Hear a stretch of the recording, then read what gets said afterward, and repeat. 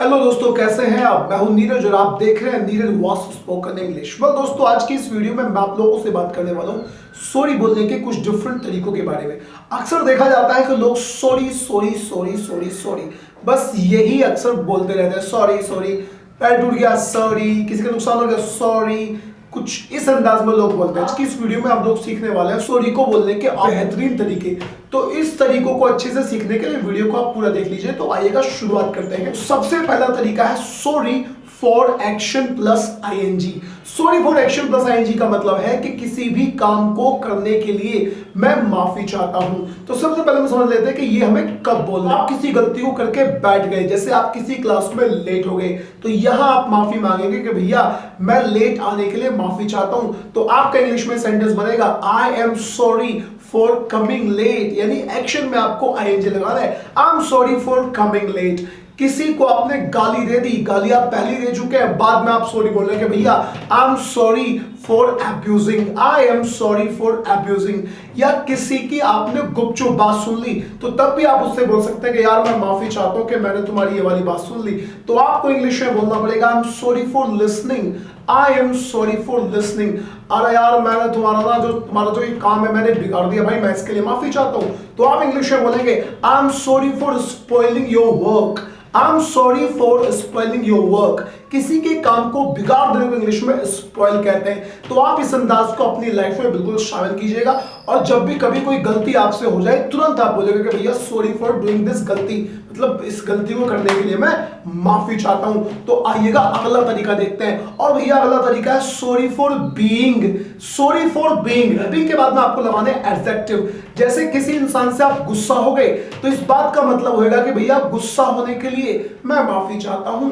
तो आपको इंग्लिश में बोलना पड़ेगा sorry for being angry, sorry for being angry. या किसी इंसान से आपने बहुत ज्यादा बदतमीजी से बात कर दी, तब आप इंग्लिश में बोलेगा sorry for being rude, sorry for being rude. कि यार मुझसे बड़ी बदतमीजी हो गई भाई, मैं माफी चाहता हूं, मैंने इतनी बदतमीजी से मैं तुमसे पेश आया। या फिर आप बोलेगा सॉरी फॉर बीइंग अपसेट। कल पार्टी में तुमने मुझे डांट दिया था ना और मैं अपसेट हो गया था, तो अब यार मैं तुमसे माफी चाहता हूं। तो ये आप इस बात को इंग्लिश में बोलेंगे sorry for being rude yesterday, sorry for being rude yesterday. कल मैं थोड़ा रूड हुआ गया था, अक्खड़ हो गया था, बदतमीजी से मैं आपके सामने पेश आया, तो भैया मैं उसके लिए माफी चाहता हूं। Sorry for being rude yesterday. अगला तरीका है सॉरी दैट। सबसे पहले समझ लेते हैं कि सॉरी दैट का मतलब क्या होता है। भैया सॉरी दैट का मतलब है सॉरी दैट के बाद में आपको अपना दूसरे वाला सेंटेंस बताना है जिसके लिए आप जो आप बोलना चाहते हैं। और इसका मतलब निकल के आता है कि मुझे बड़ा दुख है, मुझे बड़ी दया आ रही है। जैसे मैंने बोला कि भाई मुझे बड़ी दया आ रही है कि तुम्हारा जो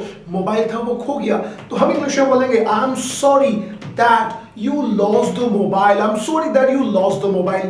या किसी के हस्बैंड की जॉब छूट गई, आपने उससे बोला कि भाई डार्लिंग डार्लिंग मत बोलना, तो आपने बोला कि भाई मुझे बड़ा दुख है कि तुम्हारे हस्बैंड की नौकरी छूट गई, तो तुम्हें इंग्लिश में बोलना पड़ेगा आई am sorry that your husband lost the job, I am sorry that your husband lost the job. या आपने एक सेंटेंस और बनाया कि भाई मुझे बड़ा दुख है कि मैं तुम्हारा काम नहीं कर सकता, मुझे बड़ी दया आ रही है तुम पे इस बात को लेके, तो आपको पूरा सेंटेंस बोलना पड़ेगा आई am sorry that I could not do your work। मैं तुम्हारा काम नहीं कर सका, मुझे अब तुम पे बड़ी दया आ रही है। I'm sorry that I could not do your work। इसी सॉरी को बोलने का एक तरीका I'm sorry।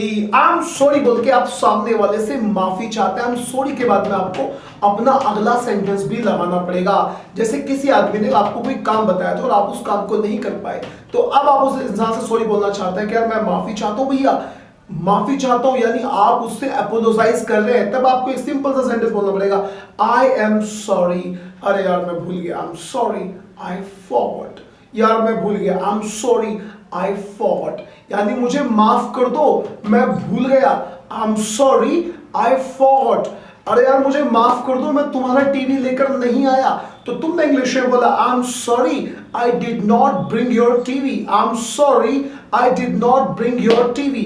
या आपने बोला कि यार मुझे माफ कर दो, मैंने तुम्हें गाली दे दी थी, यानी तुम माफी मांग रहे हो, अपोलोजाइज कर रहे हो, तब तुमने इंग्लिश में बोला आई am sorry I abused you, I am sorry I abused you. है सिंपल सॉरी। इस सॉरी को आप लोगों से जब बोलते हैं जब आप किसी की बात को सुन नहीं पाते। जैसे किसी ने आपके सामने एक बहुत लंबा लेक्चर दिया और आप कह रहे हैं कि भैया मेरी समझ में नहीं आया, तो आपको पूरा सेंटेंस बोलने की जरूरत नहीं है कि मेरी समझ में नहीं आया, आई डिड नॉट अंडरस्टैंड या आई डिड नॉट गेट। आप बस सिंपल बोलोगे सॉरी। ए हिंदी में जो आप बोलते हैं ए, उसे आप इंग्लिश में सिंपल कह सकते हैं सॉरी। सॉरी आज सॉरी यानी मेरी समझ में नहीं आया भैया, इस बात को दोबारा से रिपीट कर दो, तब आपको सिंपल इंग्लिश में बोलना है सॉरी। अगला इसी से बना हुआ एक बहुत ही शानदार फ्रेज है आई एम सॉरी टू से। आई एम सॉरी टू से, तो सबसे पहले हम इसको समझ लेते हैं कि इसका मतलब क्या होता है। इसका मतलब होता है भैया कि जब किसी बात से आप बहुत ज्यादा डिसअपॉइंटेड हो गए, यानी आप बहुत ज्यादा निराश हो गए, तब आप बोलते हैं आई एम सॉरी टू से उसने मेरी बात नहीं मानी, he did not accept my offer। मुझे बड़ी निराशा हो रही है इस बात को बोलते हुए कि उसने मेरी बात नहीं मानी, तो हम इंग्लिश में बोलेंगे आई एम सॉरी टू से, आई एम सॉरी टू से he did not accept the proposal।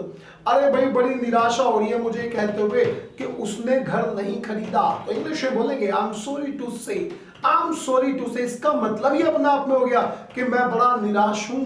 I am sorry to say he did not buy the house, I am sorry to say he did not buy the house. दोस्तों अब sorry को आपको अपने अंदाज से बोलना, अपनी लैंग्वेज में ध्यान बोलना। अब खाली सॉरी सॉरी सॉरी करने की आपको जरूरत नहीं है, सॉरी को बिल्कुल सही अंदाज में बोलिएगा। वीडियो को देखने के लिए बहुत बहुत शुक्रिया, मिलते हैं अगली वीडियो में।